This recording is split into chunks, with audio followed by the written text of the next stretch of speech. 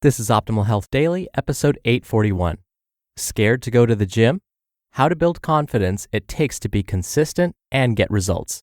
Part 1 by JC Dean of jcdfitness.com. And I'm Dr. Neil. Happy Monday and welcome back to Optimal Health Daily, where I act as your narrator of the best health and fitness blogs, all for free.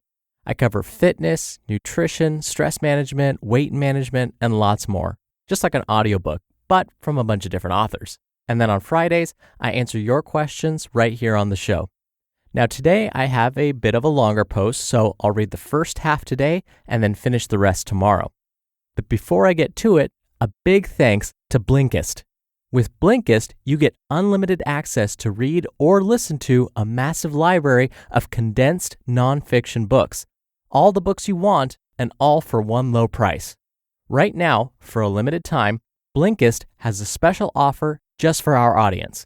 Go to Blinkist.com/OHD. Try it free for 7 days and save 25% off your new subscription.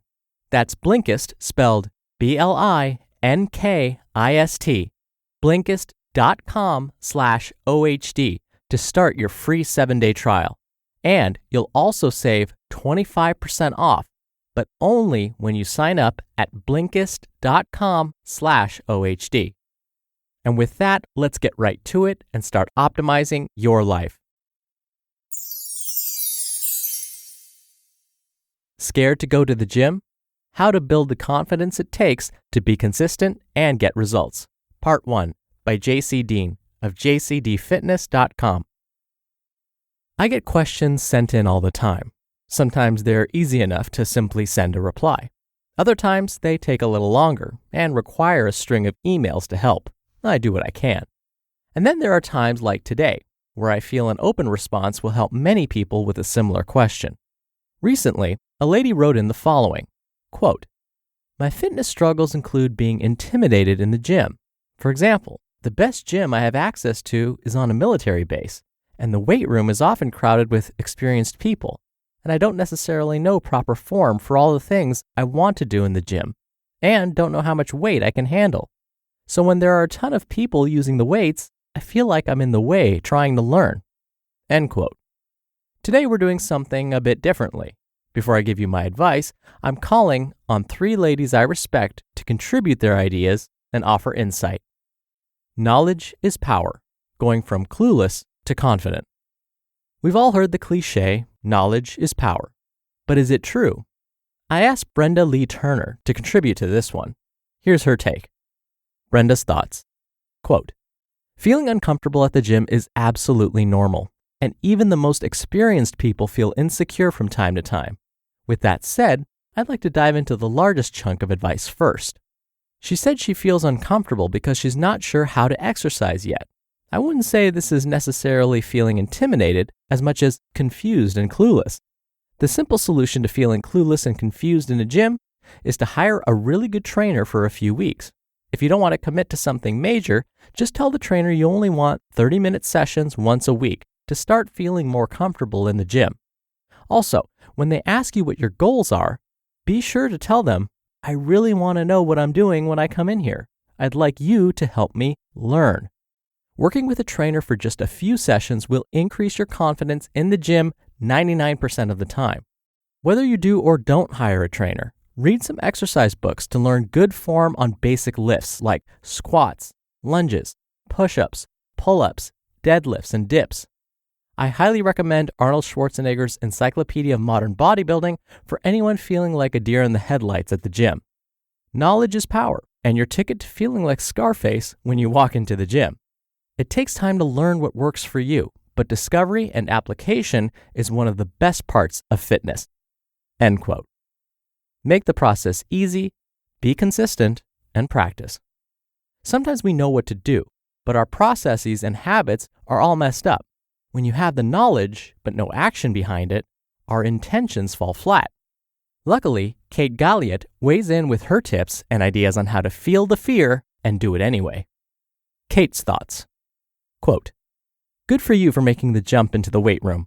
Developing your physical strength is important. Not only does becoming strong mean you have more muscle, which is what changes your shape, building better posture, and helping you do everything from carrying in all the bags at once from the car to performing the most physically taxing parts of life with greater ease. I've seen time and time again with my clients that when they start getting physically strong, they start getting mentally strong too, realizing that they can do it and applying that knowledge to other areas of life. Here are my thoughts on how you can make the transition into the weight room. Nerves are okay. You're not going to get rid of them until you go a few times anyways, so embrace those nerves.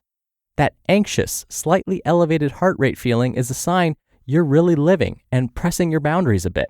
It's a good thing, and know that everyone has felt that at least once or twice when they stepped into a weight room, even the ones who've been doing this forever. Make the barrier to entry as low as possible by choosing only 5 to 6 movements to start with. As a beginner, you'll get a lot of mileage out of those movements, and you won't have to worry about knowing 84 different exercises, as well as what weights you should be doing on them, all while feeling a little nervous as you get started. 5 to 6 movements. Learn them. Master them. Then, learn 5 to 6 more. End quote. To be continued. You just listened to part 1 of the post titled, Scared to Go to the Gym? How to Build the Confidence It Takes to Be Consistent and Get Results by J.C. Dean of jcdfitness.com.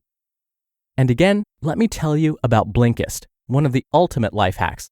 Blinkist works on your phone, tablet, or web browser.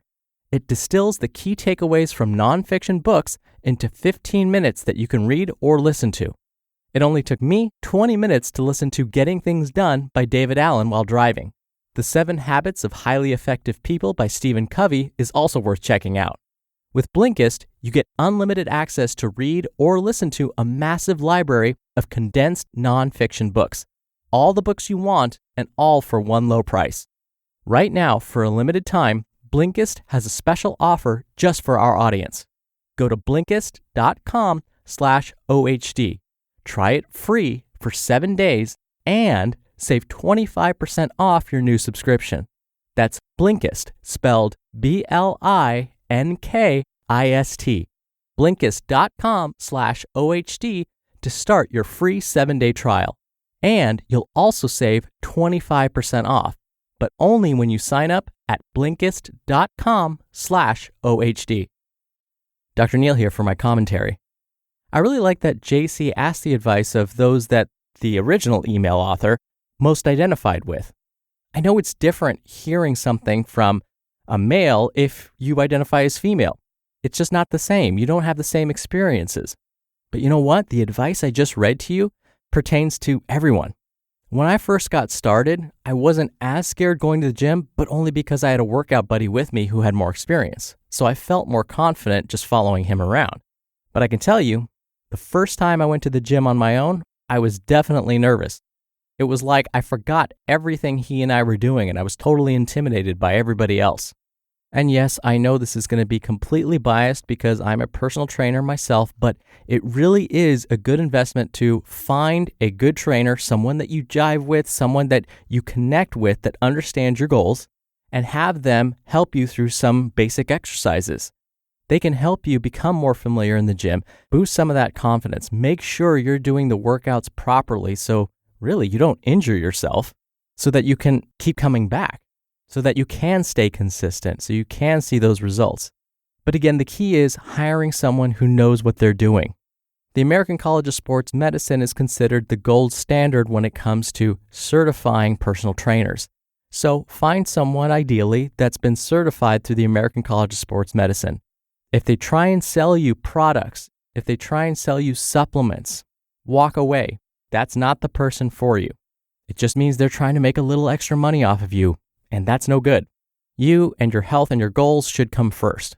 And a good trainer that understands that can help you save a lot of time in the gym and prevent injury. And of course, hopefully, make you feel more comfortable. All right, that'll do it from me for today. Thank you for subscribing. Thank you for being here every day. I hope you have a great start to your week, and I'll see you back here tomorrow where we'll finish up this post and where your optimal life awaits.